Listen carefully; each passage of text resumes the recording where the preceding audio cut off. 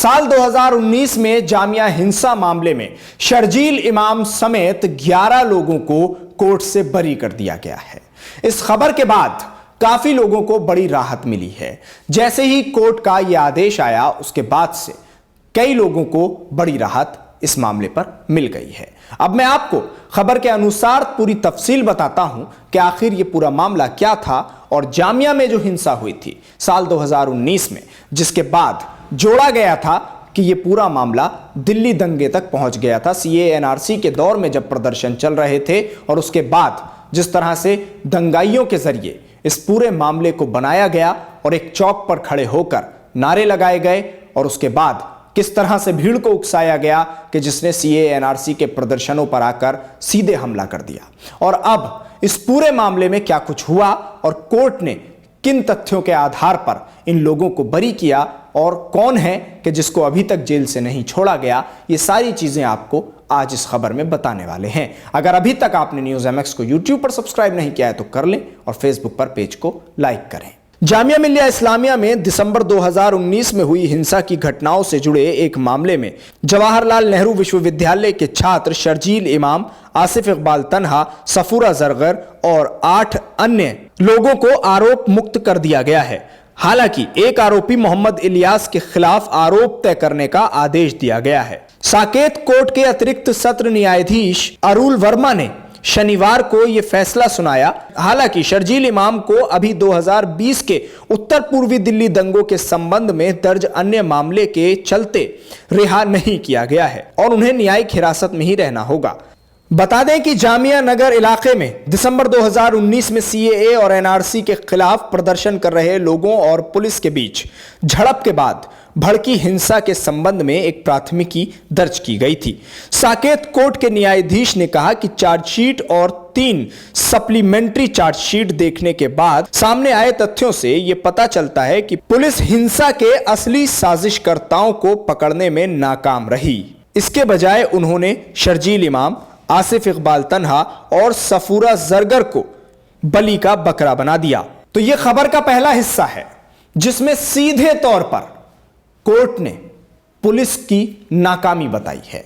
जिस तरह आपने देखा था वो मामला कि किस तरह 2019 दिसंबर का वो महीना था, दिसंबर के उस महीने में किस तरह से पुलिस और छात्रों के बीच, खासतौर से सीएए एनआरसी पर बैठे हुए प्रदर्शनकारियों के बीच जो झड़प हुई थी, उसमें पुलिस को लेकर कोर्ट ने यह टिप्पणी की है और सख्त लफ्जों में कहा है कि पुलिस नाकाम रही जो मेन और अहम साजिशकर्ता थे उनको पकड़ने में। और बलि का बकरा किसको बना दिया? आसिफ इकबाल तन्हा, शर्जील इमाम और सफूरा जरगर। यह कहना है न्यायाधीश का। अब आगे सुनिए आप और भी दिलचस्प बातें।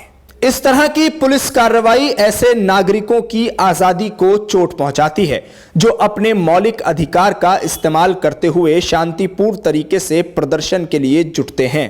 कोर्ट ने यह भी कहा कि शर्जील इमाम और आसिफ इकबाल तन्हा को इस तरह के लंबे और कठोर मुकदमे में घसीटना देश और आपराधिक न्याय प्रणाली के लिए अच्छा नहीं है। यह बताना जरूरी है कि असहमति और कुछ नहीं बल्कि भारत के संविधान के अनुच्छेद 19 में निहित प्रतिबंधों के अधीन भाषण देने और अभिव्यक्ति की स्वतंत्रता के अमूल्य मौलिक अधिकार का विस्तार है।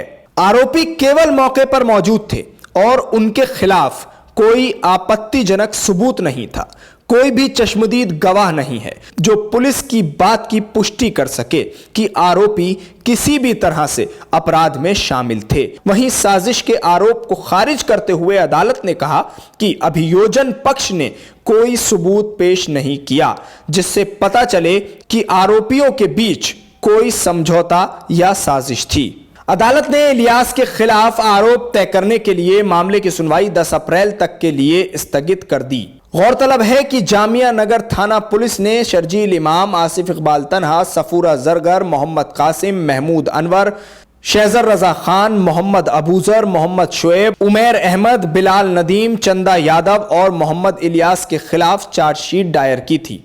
शर्जील इमाम पर 13 दिसंबर 2019 को जामिया मिल्लिया इस्लामिया विश्वविद्यालय में भड़काऊ भाषण देकर दंगे भड़काने का आरोप लगाया गया था। फिलहाल अभी वो जेल में ही रहेंगे क्योंकि वो 2020 के दिल्ली दंगे के बड़े साजिश मामले में आरोपित हैं। मामले में आईपीसी की धारा 143, 147, 148, 146, 353, 332, 333, 308, 427, 435, 423, 341, 120B और 34 के तहत चार्जशीट दाखिल की गई थी। शुक्रिया आप हमारे साथ इस वीडियो पर जुड़े। न्यूज़ MX को यूट्यूब पर सब्सक्राइब करें, फेसबुक पर लाइक करें, वीडियो को ज्यादा से ज्यादा शेयर करें। धन्यवाद।